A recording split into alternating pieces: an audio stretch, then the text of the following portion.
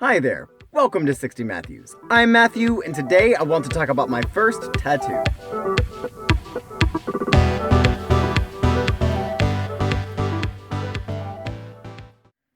After I committed to getting a tattoo, this was the first one that I designed. And after I decided on it, I changed my mind a lot of times.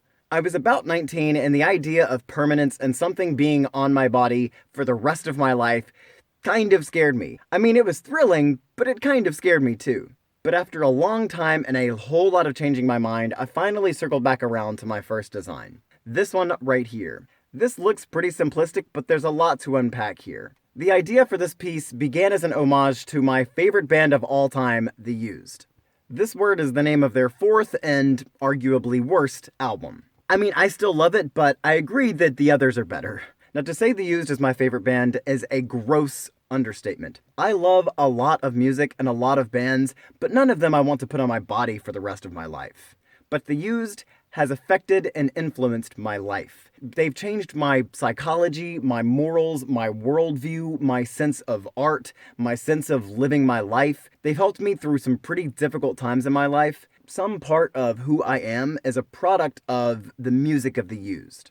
So when the album artwork released, there was a DVD included in the limited edition that featured a short interview with the members of the band. And one of the things they discussed was this word artwork and why they named an album after it. The word can be viewed a couple of different ways. On the one hand, it's a bit paradoxical. It takes this word art, which is ephemeral, non-literal, emotional, felt, other dimensional kind of thing, and combines it with the word work, which is very practical, it's very structured, it can be measured, it's very non-emotional, at times it can be very robotic.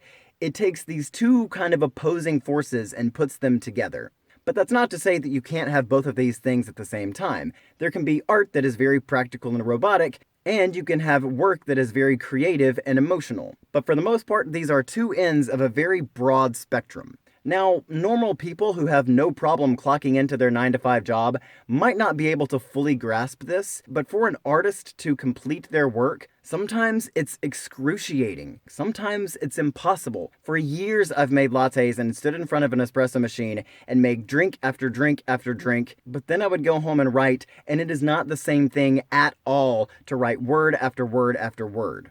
Sometimes writing 500 words in 8 hours was literally impossible. It wasn't in here for me to pull out. And then other times writing 1,500 or 2,000 words was a piece of cake and I could get it done in 2 hours. Being a professional creative is just not the same thing as having a normal job. Now, to bring it back to The Used, part of the reason why it wasn't one of their best albums was because it wasn't really their album and it wasn't fully designed by them. The Used started out very raw and very low tech, but then as they got more successful, they started branching out and trying new things. They just grew over time, like everyone else does. But by the fourth album, the music industry wanted to rein them in and return them back to their roots, and made them do something that they weren't truly feeling at the time. And the result is something that seems a little manufactured, or like it was done as a favor for someone else. So they were forced to make this art that they didn't truly connect with, which in a traditional career, if your boss tells you to do your job, you just do it. But as a creative person, sometimes just doing it